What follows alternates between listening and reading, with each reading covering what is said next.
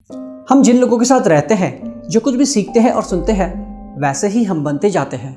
अगर आप पॉजिटिव लोगों के साथ रहोगे तो पॉजिटिव बनते जाओगे और नेगेटिव के साथ नेगेटिव। और ये जो हमारे आजू बाजू माहौल होता है ना, जो लोग होते हैं और जो उनकी विचारधारा होती है, इसका हमारे जीवन में बहुत योगदान रहता है। फॉर एन एग्जाम्पल, मान लो कि मेरे किसी खास दोस्त ने कहा कि ये मोबाइल बहुत अच्छा है, तो मैं जिन भी लोगों से मिलूंगा जिनको मोबाइल खरीदना होगा, मैं उन्हें वही कहूँगा कि ये मोबाइल बहुत अच्छा है, ये वाला ले लो, क्योंकि मेरे दिमाग में ये स्क्रू फिक्स हो गया है कि ये मोबाइल बहुत अच्छा है। चलिए सुनते हैं एक छोटी सी कहानी। हम सब ने स्कूल में अकबर और बीरबल के बारे में सुना है। अकबर बहुत ही स्मार्ट थे और बीरबल उनके 9 मंत्रियों में से सबसे मुख्य मंत्री थे। बीरबल बहुत ही बुद्धिमान थे और अकबर के काफ़ी प्रिय मंत्री माने जाते थे। अकबर हमेशा बीरबल से कुछ न कुछ सीखते रहते थे और बीरबल को हमेशा अपने साथ ही रखते थे। अकबर और बीरबल कई बार अपना वेश बदलकर प्रजा के बीच जाया करते थे ताकि उन्हें पता लगता रहे कि उनके राज्य में चल क्या रहा है। एक दिन अकबर और बीरबल अपना वेश बदलकर शहर के बाजार में साथ साथ घूम रहे थे। रास्ते में कई सारे लोग उन्हें मिले। सभी लोग बीरबल की ओर देखते तो मुस्कुराकर आगे बढ़ते, जबकि अकबर को देखकर कोई नहीं मुस्कुराता। अकबर को लगा दाल में कुछ तो काला है। अकबर ने बीरबल से पूछा, बीरबल क्या ये लोग तुम्हें पहचानते हैं?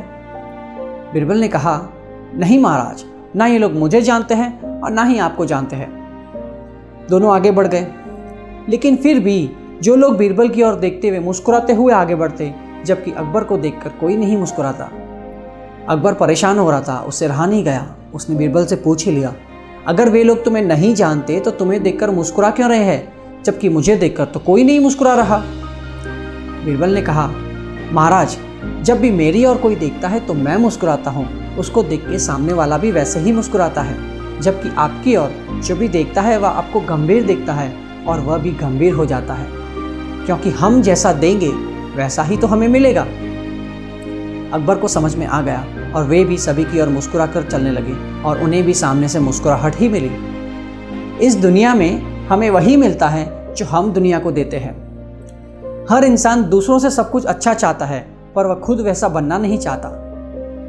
सब चाहते हैं कि सड़कें साफ रहे, पर फिर भी आज भी कई लोग कचरा अपने घर के बाहर ही फेंकते हैं। मेरे एक करीबी अंकल हैं जिन्हें सिगरेट पीने की बहुत आदत है। वे अक्सर अपने बेटे को सिगरेट खरीदने के लिए दुकान पर भेजते थे। उनका बेटा लगभग 15-16 साल का होगा। एक दिन उन्होंने अपने बेटे को सिगरेट पीते हुए देख लिया और उसकी खूब पिटाई की। इसमें क्या बच्चे की गलती थी? बच्चे वही सीखते हैं जो हम करते हैं।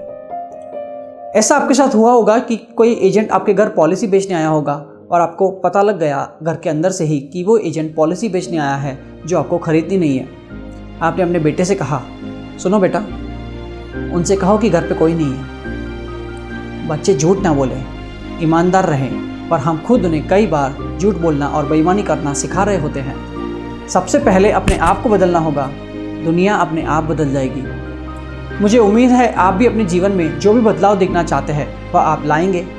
अगले सोमवार मिलेंगे सुबह 8 बजे एक नई कहानी के साथ। धन्यवाद।